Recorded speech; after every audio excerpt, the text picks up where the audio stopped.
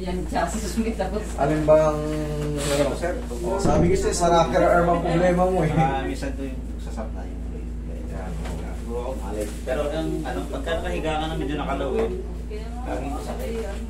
Parang magamay nakasabat lagi dito. Parang may nakasabat palagi dito, maarang. Okay, relax lang ha. Tignan natin.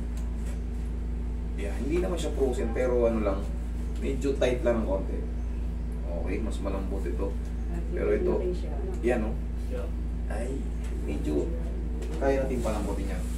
Pero mas maganda na nga yan, yung ganyan, ipatingin nyo na kaagad. Kasi katagalan yan, siyempre katulad yan, ikaw, mekaniko ka. Driver. Ay, pagka ingit na pit, ay masakit din.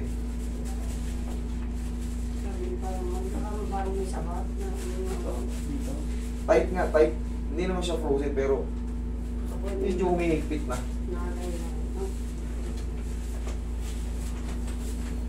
Madali lang yan pag mga ganyang kaso. Kumpara sa mga hinahandle natin talagang frozen shoulder, ayun na, mahirap yung hindi na mayangat. Mas masakit pati yung iminahin mo tayo ng araw na lalaki. Pero basta marunong ka mag-handle nun, palang hati mo lang ng fresh air yun. Okay, basta. Babalik din ang diwa, no? Ayaw.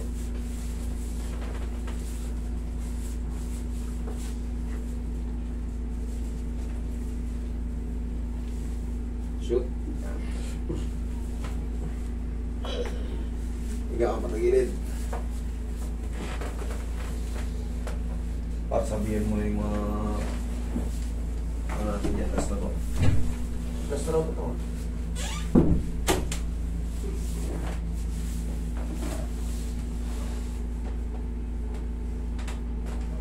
Kabilang side. Butok pa eh. Kaya pala dahil parang pera ni sir, kaya masakit ang balakang eh. Okay mag-wallet ng ganyan. Tanggalin na. Oo eh, sobrang kapal eh. Wala sa rin. Ano yung mga resibo, hindi ko Mas maganda yung mag-bag kayo sir ng belt bag. Tandaan nyo, malaking epekto sa balakang yung palagi nyo naupo nyo nakabukol dito. Oo, sasakit ang balakang nyo. Kahit hindi, magtataka lang kayo, palaging masakit yung balakang. Hindi nyo napapansin yung wallet nyo sobrang kapal. Nag-i-imbalance na uupuan nyo na makapal dito. Siyempre, iiwas nyo sa wallet eh. O, di upo nyo, imbalance na. Katagalan, ng ganun ang ginagawa nyo, siyempre, araw-araw nyo kasama yung wallet nyo, sasakit na yung balakang nyo. Oh. Tapa. Uy, ito. Parang lutas yata. Lukas. Kala ko pa yung butas pa ako, di makakahinga pala dito. Mas maganda yung ano, belt bag na lang, sir. Yan, ako sa gilid. Ako may ganyan ako eh. Kaysa yung wallet ng mga ano, may bulsa nyo, may lagay nyo ba yung ano nyo, cellphone, make-up, mga blush on. Yan. Extra napkin. Hindi, may lagay natin lahat.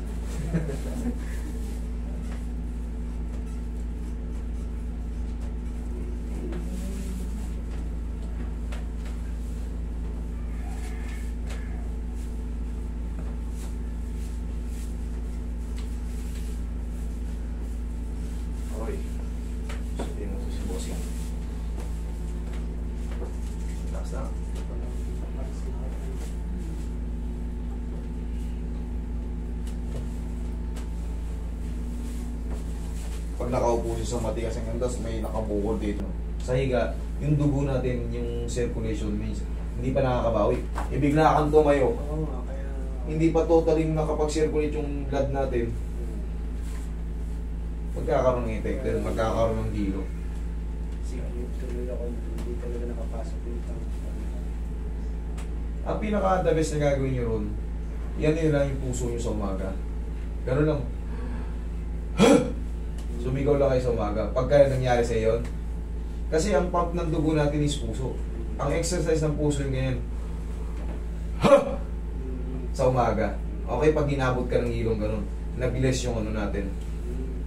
Sa mga doktor din galing yan, itinatransfer ko lang sa inyo kasi minsan hindi kayo nakakapanood ng mga vlogger o doktor. So, napapanood niyo ako, nandito kayo sa akin, ituro ko sa inyo. Ihaya.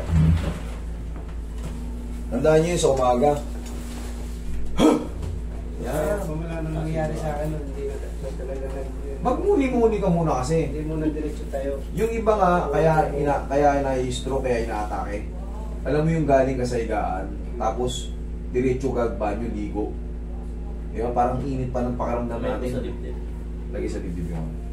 Dapat babasahin nyo muna yung paa nyo. Tandaan nyo, lower extremities muna ang babasahin nyo. Hindi kagad yung ulo. Kasi baka mamaya, yung dugo natin dyan, hindi pa relax lang ako mula ba? Inhale. Exhale. Diyan ka lang muna, huwag kang tatayo. Di ba, pag naliligo tayo, minsan diretso tayo, pag magmamadali. Yung mga paano. Para yung blood circulation natin, maramdaman niya muna yung lamig na papasok. Sa New Zealand, sobrang lamig. Grabe. Negative lang. Eh, yung init ng pakaramdam natin pag galing tayo sa higaan, tapos papigla mo ba? Para ka lang nag-init ng ano yan, initin mo ng konti yung baso. Buhusan mo ngayon ng malamig na tubig. Ganun din tayo. Opo. Pag ano. Eh, naramdaman mo, mawawala rin naman yun. Pag nakapag-exercise ka na, kumbaga nakakilos ka na, mawawala rin kasi magsisirculate na yung dugo mo. Nagulat ka lang nun, kumbaga hindi pa nakaka-circulate yung dugo. Kaya nga, hindi ko na... May hilo ka talaga. Pagpapahon sa gabi. Muna. Pahinga muna. Kumbaga ano muna. Yan. Sige. Muna. Isip-isipin mo muna kung ano yung ano. Saan mo na ilagay yung tag-1 million mo no? Kusot ka nagkamali. Isipin mo saan mo na ilagay yun.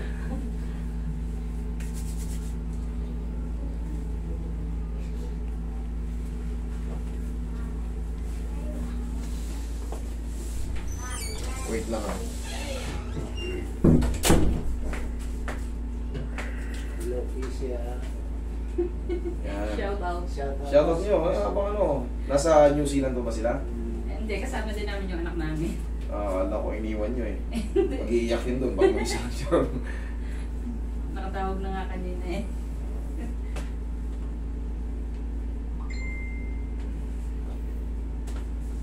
Kanina medyo tight to eh. Tignan natin. Okay, Oo, nakakalagpas na. Sobrang lambot. Oh. Okay? Kasi huwag lang kayo maliligo lahat kayo. Mag-ingat kayo sa inyong paglalakbay pa uwi. Salamat sa pagtitiwala. Salamat. Tuloy ko siya. Pa-picture tayo raw.